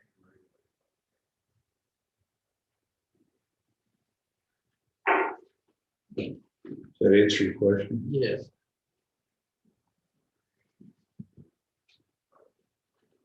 Any other discussion on the proposed ordinance? I've got a comment I'd like to make, Judge. This morning here in court, we've heard from basically the real estate developers in the county. Yes. Over the weekend, I've had 96 phone calls from landowners in the county. And I hate to say it, but most of them are kind of against subdivision.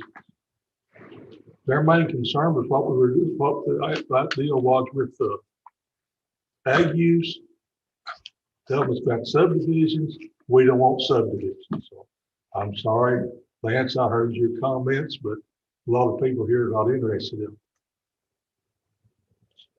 I didn't count 96, but I had similar calls and asking if they needed to show up today. And I said, no, this is just a discussion and we're dealing with some stuff under the old ordinance. And the time to show up will be for the public hearing. And so I I had the same think we will comment. hear from them. I would like to say there, appreciate everybody coming, everybody's concerned. But what they need to realize is none of this that we're doing regulates anything in the past. If you are ag exempt, you are ag exempt. Now, I do think when you talk about 15 acres per unit cattle wise, I've told some people this, it may be a little redneck, I don't know. One cow is not gonna do any good unless you got a bull. So you take 15 acres, you got 2 units. Now that's 30. Or if you're talking about true ag, 1 cow and 1 bull is not gonna do much good. So it depends on whether you talk about true ag or just getting an ag exemption, or particularly a wildlife exemption is even worse, as far as I'm concerned. So you can either have some regulations and try to get things in check, or you can say, well, whatever. Well, we had one developer say they didn't want to allow cows at the subdivision because people didn't want to see cow poop on the roads. And my cows haven't been ranch trained off the road. Needless to say, nothing gas. Well, global warming. Okay, we're, I think. Well, I mean, this is country and that's just fact. Ready or not, we're coming. The- You responded to me, there's 5 people that spoke against it, they will see my.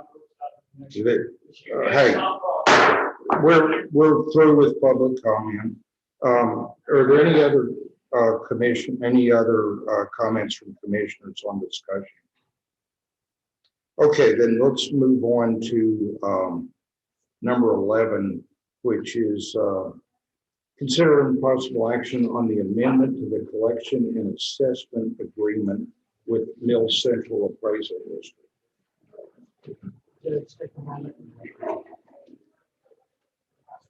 Do we need a break? Yeah, I'm gonna let them know. I make a motion that we have, I'll take a break and find the meeting. Okay, the court's going to recess for 5 minutes to clear the courtroom.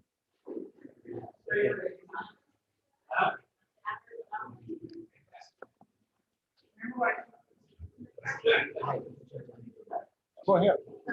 I didn't want to say that. I don't care. Go ahead. Brian, Yeah. like, when Debbie died, there were maps to that track y'all were talking about that joined. And I gave them to her. Council clerk at that time in front of the way. And Debbie maintained that they would be needed. So if anybody ever really wants those.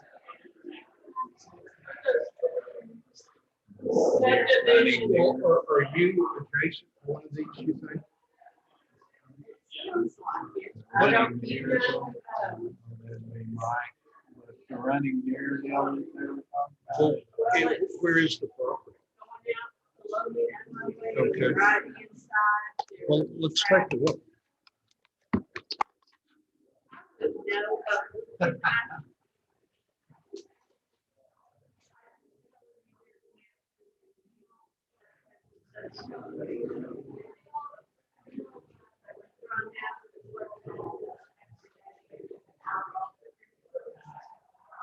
You're gonna have to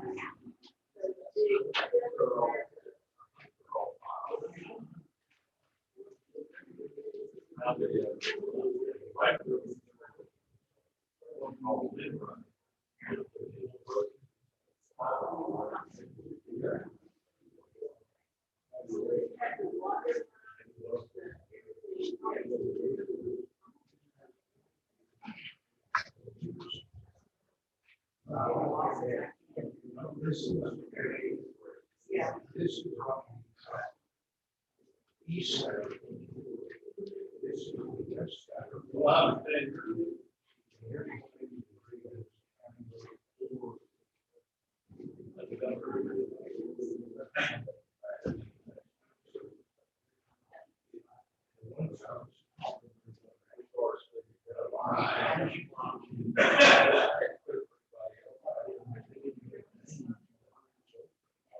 Yeah, I think what they.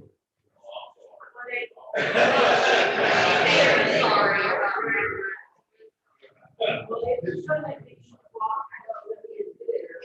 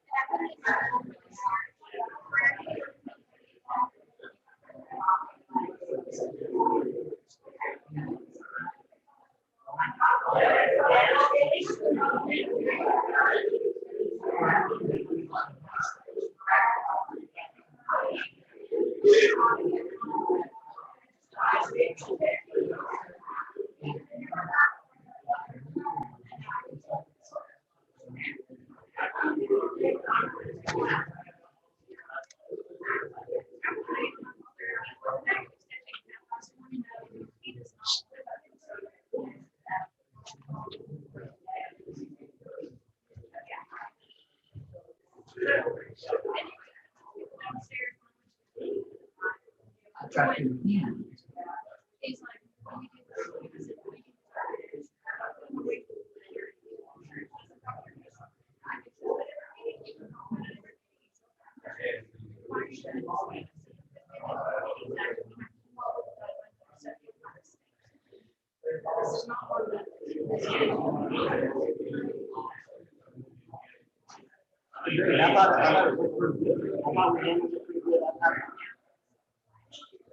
There is concern on some of it.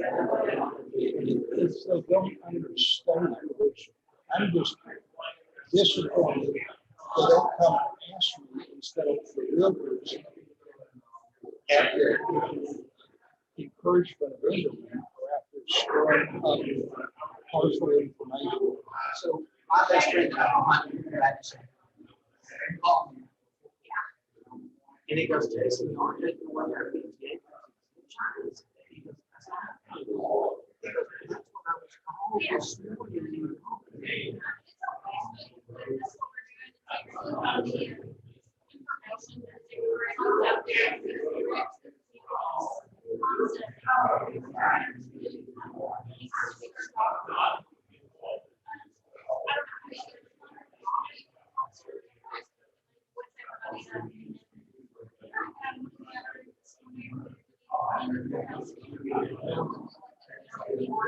Okay.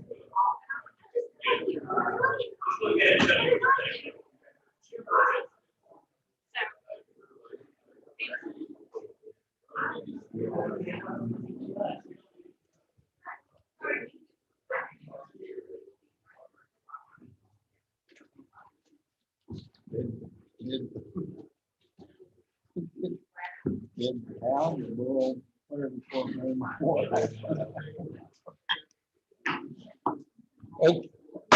Okay, yes, we've completed our 5-minute recess. Court is back in session, Mills County Commissioners Court, June 14th. We are down to item 11, considering possible action on the revised assessment and collection agreement with Mills Central Appraisal District. I believe this was discussed a meeting or two ago in my absence,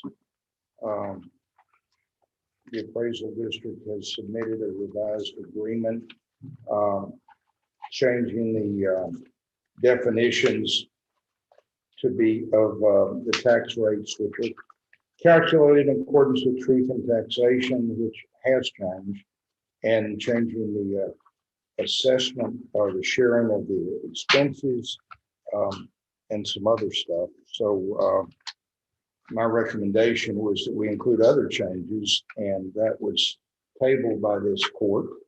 So now here we are again.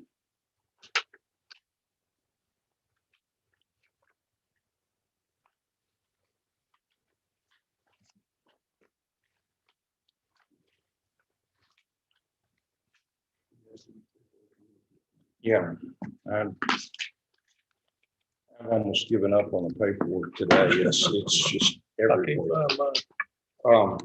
I can tell you that my recommendations were to, I think it was things like cleaning up, term limits on the board and officers. It was having a joint meeting of the taxing entities for the budget approval process for the appraisal district, and cleaning up the language on what school district people needed to live in. Now that Gold Lake School District is annexed Star and basically covers the county. So that was what I had suggested to the court. They consider that was what was tabled. I know Ms. McCarn from the appraisal district is here. Oh yeah, I'm sorry. I am the appraisal district chairman, Kieran McMahon. Would y'all, Magdahams, would y'all like to speak to this? Either of you? Well, yes, we talk. If you would, yeah, we're down to this. Somewhere we have a microphone up here. Who's got it? Yeah. Well, there's hardly anybody here. I understand, but this goes out on YouTube. Oh. And if your people watch it remotely, and they will hear us reacting to nobody. Well, do y'all want to say? It's already on. Do y'all want to say something first, or I believe you had a meeting with Cody, is that correct? Yes, she was in my office earlier, a little late last week. I don't remember what day. Okay, so do we want to address what y'all discussed, or? What's listed on the agenda is the proposed collection assessment and collection agreement, which is either I assume that's a form of interlocal agreement, but it's an agreement between the county and the appraisal district for the collection and assessment of taxes, as I read it. And I assume you have agreements with all of your other entities, or maybe it was a master agreement. I believe that agreement was established when the appraisal district was established. It had a date, it referenced a 1995 agreement, I think was the prior. Was in 85, and then somebody updated it in 95, and so Cody was trying to update it to the present day, to catch it up with what the code now says. Yes. And so like one of the things that we talked about, I'll step in just a minute. If you don't mind. Please. And we talked about it at the board meeting, is that that agenda, I think it's number 6 in your outline, and that got changed in legislative code or whatever, so it. Have you looked at that code to confirm that? No, I haven't. Okay, what are you basing your comment on? That's just what was presented at our board meeting. By whom? By Cody. Okay, so not by an attorney. No. Okay. So it is in the tax code under appraisal district budget and financing, and 6.06 D. And that's where it explains how it should be, the budget should be, the distribution. Would you state that site again, please? It's gonna be section 6.06 of the property tax code. D. And so to finish that, I mean, so she's trying to clean up stuff as like last year.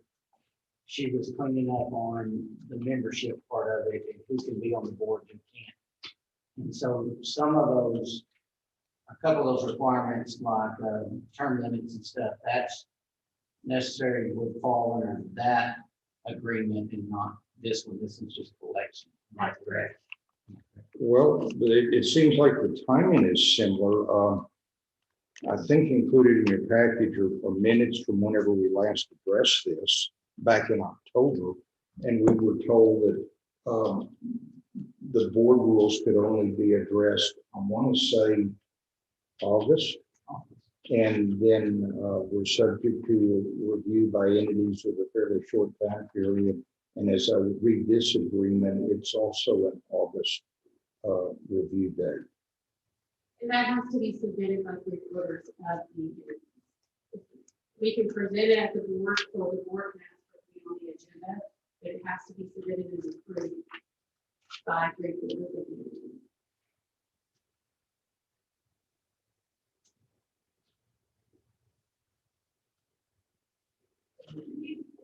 Be a little more clear on the 3/4 of what it has to be. The entity, so like if they wanted, if there's gonna be a board reconstruction, okay, it has to be approved or submitted and approved by 3 quarters of the year. Well, It's gonna change membership. And Commissioner Williams was saying this was done last August. You said No. they cleaned it up annually last year. No, last year they caught, it was Henry, Michael, don't remember, when we decided that I was not in compliance, or there was 3 of us. It was just the county was not in compliance with the way that the board is currently orchestrated. Or the way it was. The way Yes, it is. because then y'all have corrected that.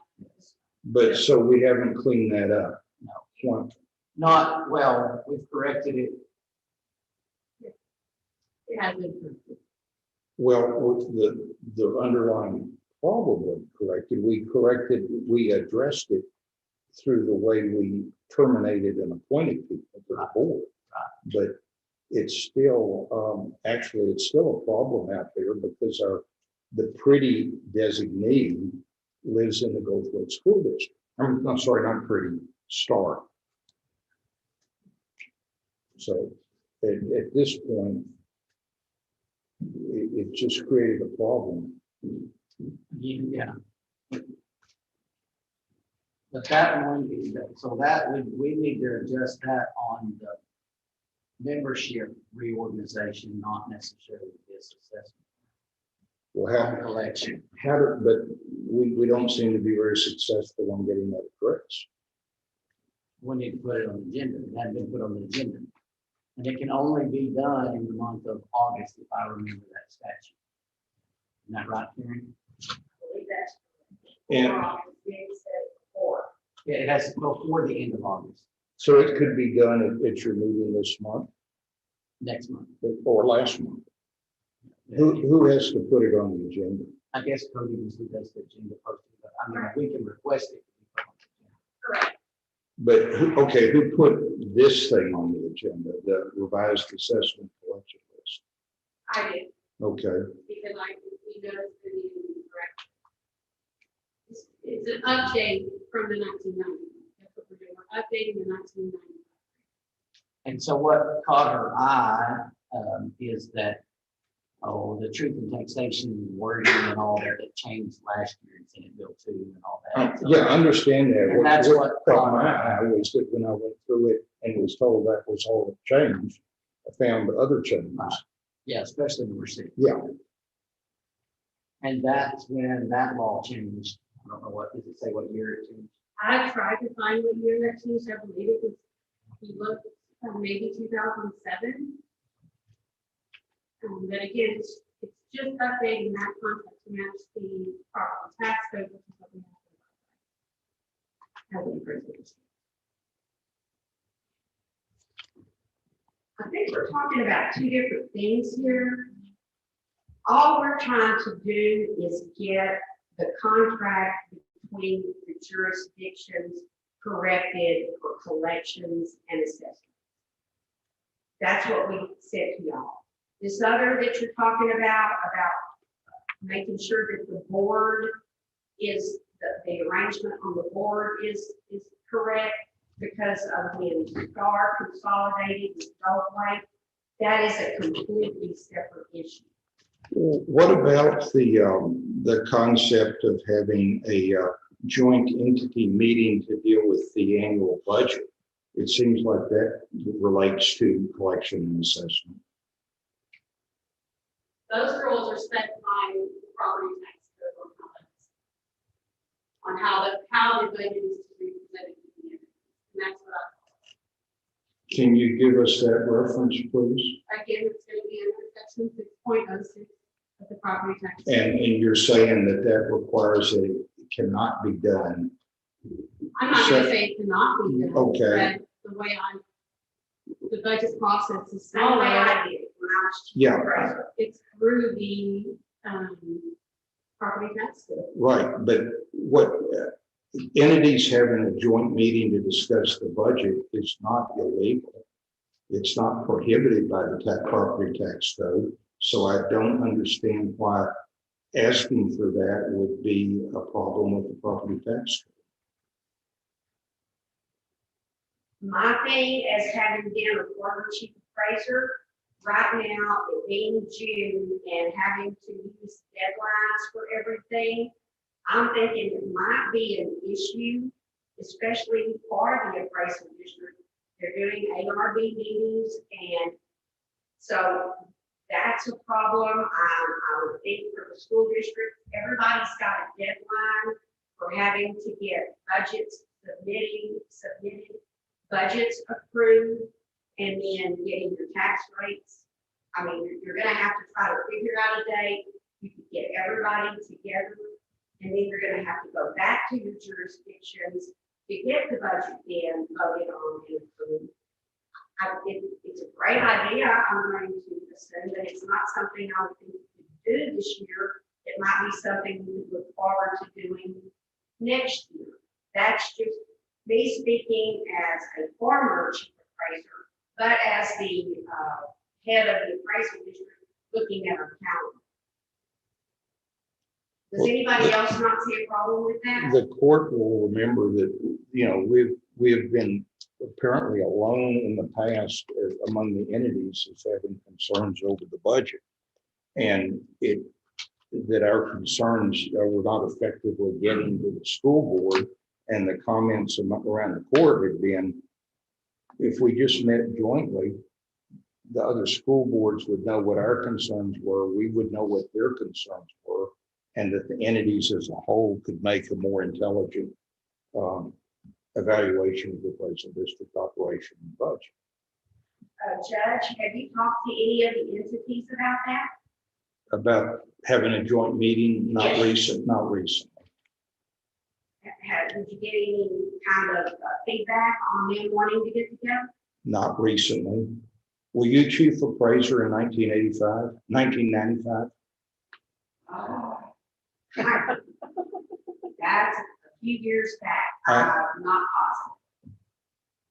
I'm not real sure when I. When were you the chief appraiser? Wow, you're asking me to try to remember something I just can't remember right now, I'm sorry. I can go back and get that information to you. It's been about 15 years. I'm just trying to figure out if what we're cleaning up in this amendment is in part, was on your watch. I don't think so. I don't remember this happening. It either happened right after I was chief appraiser. I don't remember this happening when I was chief appraiser. But I'll double check it and see, and get back with you. What's the pleasure of the court? is there a problem with getting all the entities together? It might, I can see her point here, this time of this year Well, might be time hard. wise, yeah. The time element is the only thing. But other than the time element, is there, I mean, that makes sense to me that you get Star or Mullen, Brady, Goldthwait, y'all. No, I don't that see makes a more problem. sense. Not at all. Are y'all wanting everybody or just the leaders of the entity? Well, it has, Make a point of order. This isn't even an agenda. the, The makeup of the board is not an agenda. Mr. Falk, you may not make a point of order. If the county attorney wants to tell us we're off base, he can. So you're telling me that this board can take the things that aren't on the agenda? I'm telling you that the agenda includes discussion of a revised agreement, and the discussion of the revised agreement in the last court included this concept. And we're discussing a concept that's already on the table and was tabled. So thank you for I your, want to make sure that you're admitting that you're not in compliance with the. the court believes I believe we are in compliance with the Open Meeting Act. You're free to file a complaint if you wish. Thank you. I don't see a problem with everybody getting together. I mean, if y'all want to do that, that have problems. Here's the only thing that I see, because Tony Ryder, Mullen approved this, and Bree's already approved it. Correct. Is that correct? And so they would have to reissue another, right? Because everybody, all the entities have the same agreement. The exact same. If if the part of the agreement that talks about how the district charges, allocates their expenses, and the definitions is the same, I don't see where the fact that there might be another difference matters. I mean, because they're separate agreements. Yeah, but if we put on here a joint meeting, then I would think that all the other entities would have, if we want to put that in our contract, in our agreement, then it has to be. Every year, we have a budget hearing. That is open to the public, right? All our board is there. It would be a place that we could have all of the entities heads there. They would be interested in coming. That would be a perfect opportunity to have a group meeting that wouldn't have to be special. I'm speaking strictly from memory, which, as we all know, is not a good way to speak.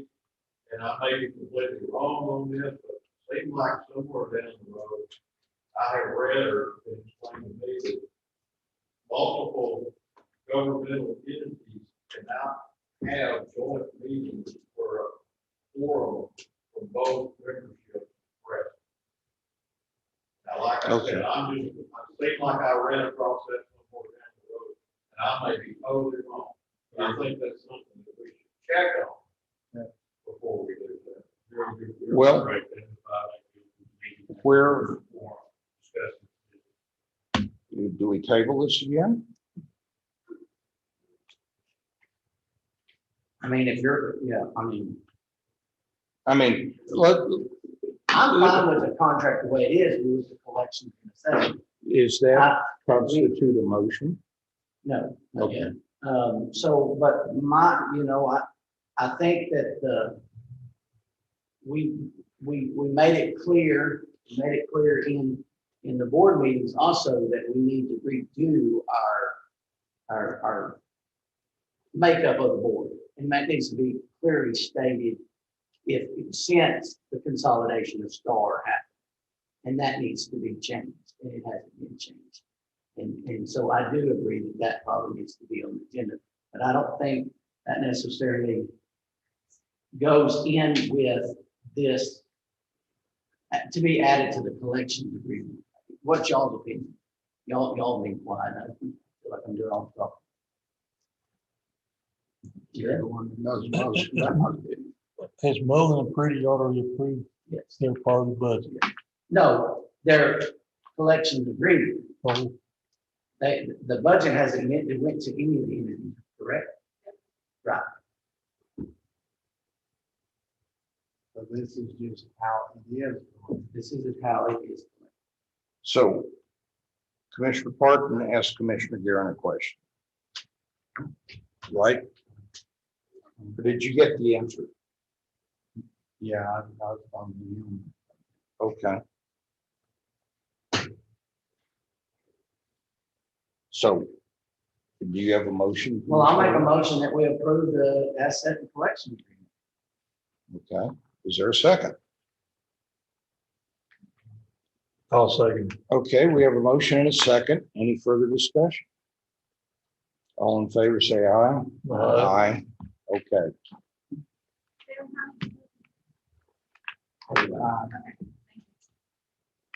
Yeah, it was unanimous. Okay, commissioners' request and reports. Commissioner Precinct 1 in absence, so let's start with 2. We've been working on roads, grading roads. Last commissioner court meeting, I said something about you hadn't been up north. See the weird project. This trip, Mike. Can you put in front of your microphone? We can't hear you. No. Mike came up the other day and looked at it, and he couldn't believe what all was going on. We've been working on roads, grading roads and stuff. Only other comment I've got, I want to commend Craig Wright. Reading his report, that boy's doing a wonderful job. He's our veteran service officer, and I really appreciate what he does for our wounded veterans. That's all. Thank you. Commissioner Parton? Working on roads, trying to still patch a lot of work out from the big running that apparently only precinct 3 got. That's about it. Okay, Commissioner Williams? Blade as much as fast as we can, spray some weeds. We've bladed most of the Big Valley area right now. And we started on County Road 430 this morning. I got a note here, just handed to me a while ago, that I'm supposed to go out to County Road 530. Hogs have been dumped on the road that are dead. This is the 3rd time in a week. So I don't know if there's, I'll holler at the sheriff's department or the game warden afterwards and find out if there's anything about that. Well, it's littering to say the least. But, you know, the last one was on 523 and there was 10 of them. And you couldn't even get out of the driveway, the landowner couldn't get out of the driveway because there were so many hogs in the road. I don't know why they're doing that. I mean, they could throw them in the barn. It's my fear, but in the middle of the road, it's not much fun. So, but I don't know who's doing it, but we'll see if we can catch them. Other than that, that's it.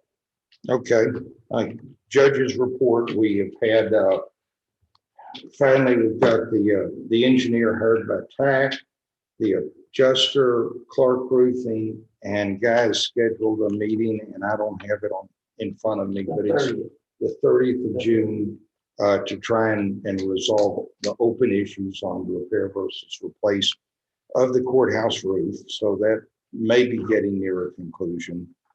And y'all be happy to know the governor has extended for another 30 days the declaration of disaster for the winter freeze of February 12th. And that's all I've got. I'm working with Don King and may have something for our next agenda to get some professional help on reviewing some documents. Just working on the county clerk's office. We'll be going through some CJIS training on Thursday afternoon at 2 o'clock. We will be open, but we will be busy with an auditor. We stop by Wednesdays unannounced. We wanted to spend some time with us. So Thursday afternoon, the clerk's office will be open for record searches and things like that. But we are really going to try to spend our time with that auditor to have some CJIS issues. Okay. Make a motion to adjourn. We have a motion to adjourn from Commissioner Williams. I'll second it. Second, Commissioner Guerin. All in favor, say aye. Aye. Adjourn.